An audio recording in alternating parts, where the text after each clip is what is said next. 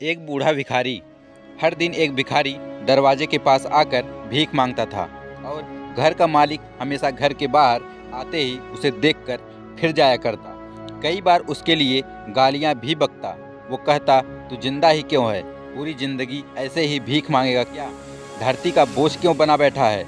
और कभी कभी उस भिखारी को गुस्से में वह धक्का भी मार दिया करता।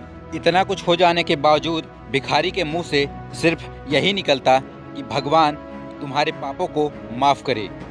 एक बार सेठ को धंधे में बड़ा नुकसान होने की खबर मिली। सेठ बहुत परेशान था कि तभी उसके दरवाजे पर वही भिखारी आया। गुस्से में अपना आपा खोते हुए सेठ ने उस भिखारी को पत्थर दे मारा। पत्थर लगने के कारण भिखारी का सर फूट गया और उसके सर से खून बहने लगा। फिर भी दर्द से कराहते हुए भिखारी ने इतना ही कहा, भगवान तुम्हारे पापों को माफ़ करे। भिखारी वहाँ से चला गया। सेठ सोच में पड़ गए। भिखारी को पत्थर मारा, फिर भी उसने सिर्फ प्रार्थना की। सेठ का गुस्सा शांत हुआ। सेठ का मन शांत होते ही भिखारी का रहस्य जानने के लिए सेठ ने भिखारी का पीछा करना शुरू कर दिया।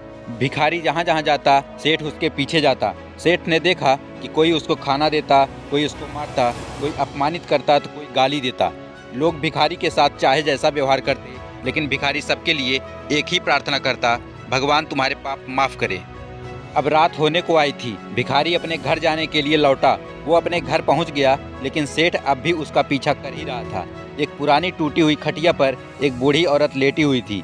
काफ़ी कमज़ोर और बीमार लग रही थी। वह भिखारी की पत्नी थी। अपने पति को वापस आता देख वह खाट से उठ खड़ी हुई।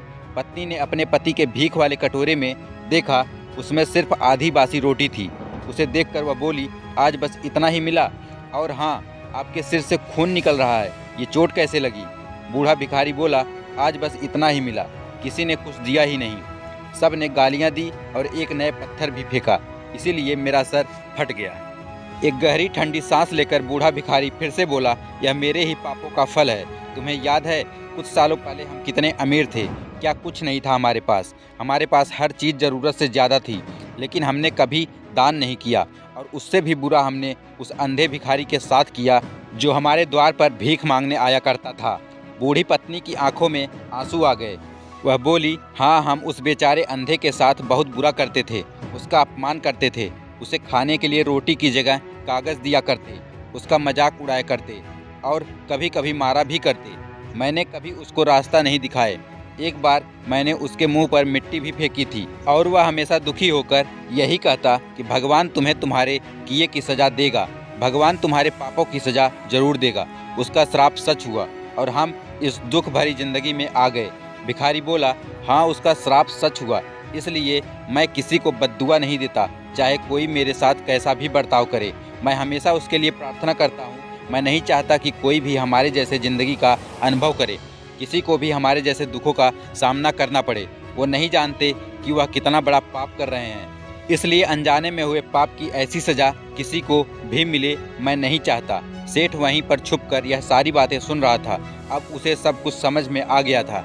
भिखारी और उसकी पत्नी ने वह आधी रोटी मिल बांटकर खाए और भगवान को धन्यवाद बोलकर सो गए। अगले दिन वह भिखारी फिर से भीख मांगने गया। सेठ के घर के पास जाता है। सेठ ने पहले से गर्म रोटी उसके लिए निकाल कर रखी थी। उसे देते हुए सेठ विनम्रता से बोला, माफ़ कर दीजिए बाबा, मुझसे बहुत बड़ी गलती हो गई। बूढ़ा भिखारी बोला, भगवान तेरा भला करे। इतना कहकर वह आगे निकल गया। इस कहानी से जो सीख लेने लायक है वह बड़ी ही सिंपल है कि आदमी चाहे किसी के बारे में बुरा कहे या भला कहे, लेकिन भगवान सिर्फ कर्म के हिसाब से उसको फल देता है। क्या हुआ अगर भगवान नहीं दिखता? लेकिन यह बात बिल्कुल सच है, उसके खाते में सबका हिसाब पक्का होता है।